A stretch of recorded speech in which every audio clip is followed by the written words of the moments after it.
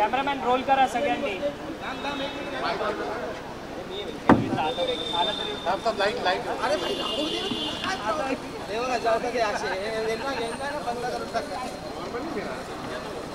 दोस्त है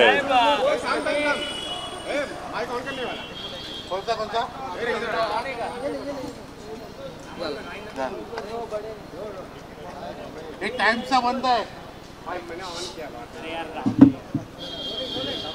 साहेब माडा मतदारसंघात रोल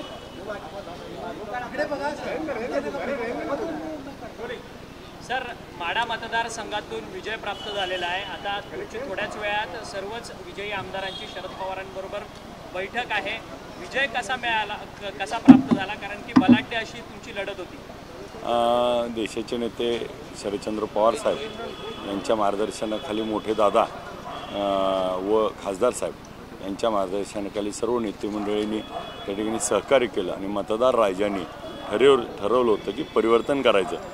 30,000 त्या ठिकाणी 30 वर्षाची सत्ता आम्हाला 3 महिन्यामध्ये संधी मिळाली त्या ठिकाणी पाडण्याची आणि मोठ्या मताधिक्यानं पवारसाहेबांनी सांगितलं होतं की साधंसुधं पाडायचं नाही, त्या ठिकाणी जोरात पाडायचं। त्याच पद्धतीनं 30,000 त्या ठिकाणी हा विजय प्राप्त झाला। त्यामुळे तमाम माढा मतदारसंघातील जनतेचे आभार मानतो। परंतु या ठिकाणी तुम्हाला 5 टर्मचे आमदार असलेले बबनदादा शिंदे यांचं संपूर्ण आव्हान होतं। ते स्वतः अपक्ष निवडणूक लढले या सगळ्या निवडणुकीमध्ये। शीतल साठे म्हणून त्यांचं देखील तुम्हाला संपूर्ण आव्हान होतं। हे सगळं आव्हान तुम्ही पेललं कसं या निवडणुकीत? या मतदारसंघामध्ये गेले 30 वर्ष 6 टर्म त्या ठिकाणी त्यांनी नेतृत्व केलं। त्यामुळे अँटी इन्कम्बन्सी मोठी होती, त्याचबरोबर ऊस दराचा प्रश्न मोठा होता आणि जे त्यांनी दिलेले शब्द होते ते प्रत्येक वर्षी पुढं करत पूर्ण झाले नव्हते। मग माझ्या मतदारसंघातील पाण्याचा प्रश्न मोठा होता, त्याचबरोबर लोकांना रोजगाराच्या संधी नाहीत आणि कुठलंही शैक्षणिक आरोग्याची सोय नाही आणि या सगळ्या गोष्टीला त्या ठिकाणी लोकांनी मी ज्या पद्धतीनं लोकांपुढं माझं विजन मांडलं त्या विजनला साथ दिली आणि हे विजन आता साध्य करण्यासाठी रात्रीचा दिवस करून लोकांचं काम करून हे पुढच्या काळामध्ये 5 वर्षात पूर्ण करण्याचं या निमित्तानं काम करू। खरं तर तुमच्या संपूर्ण माढा लोकसभा मतदारसंघात खरं तर मोहिते पाटलांचं वर्चस्व आहे। रणजितसिंह मोहिते पाटील हे भाजपमध्ये विधान परिषदेचे आमदार आहेत, तरी देखील त्यांनी उत्तम जानकरांचं काम केलं। याच्यावरतून भाजपचेच माजी आमदार राम सातपुते यांनी आता सगळा प्रश्न उपस्थित केला आहे, त्यांची हकालपट्टी व्हावी अशी देखील त्यांनी आता भाजपकडे मागणी केलेली आहे। आणि मोहिते पाटील कुठेही आले तरी त्यांना आता थारा नाही अशा पद्धतीचं वक्तव्य आता राम सातपुते करतात। ते मला वाटत नाही तशा पद्धतीचं काही बोलणं योग्य आहे।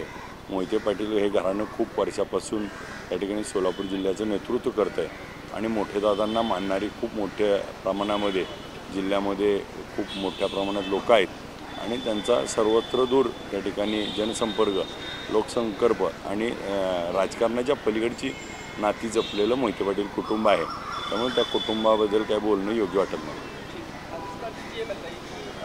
अब जब आप विरोधी पक्ष बहुत कम संख्या में है और ऐसे में जब बड़ी संख्या में सत्ताधारी हो और बस मुट्ठी भर लोग वहाँ पर हो, कितना बड़ा चैलेंज आप समझते हैं इस विधानसभा में 5 साल आपको चलाना होगा अपनी बात? उल्टा जैसे आप बोल रहे हो वैसे स्पेस भी है ना, जितना ज़्यादा इधर कम है उतना स्पेस भी है। हम हमारा काम दिखा सकते हैं, वो आपको आने वाले समय में काम दिखेगा। आक्रामक तरीके से जो किसानों के मुद्दे, खासकर MSP का मुद्दा हो या फिर दूध का मुद्दा हो, ये सारी मुद्दे आप अपने लिए तैयार हैं?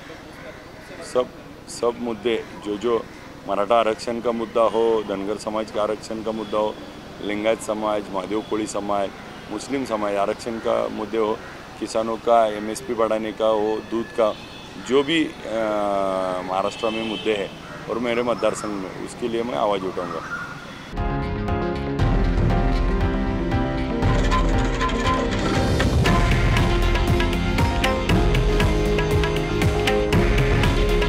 हे आहे देशातील नंबर 1 न्यूज नेटवर्क आणि आपण पाहत आहात TV9 मराठी। काळजी तुमची, हित महाराष्ट्राचं।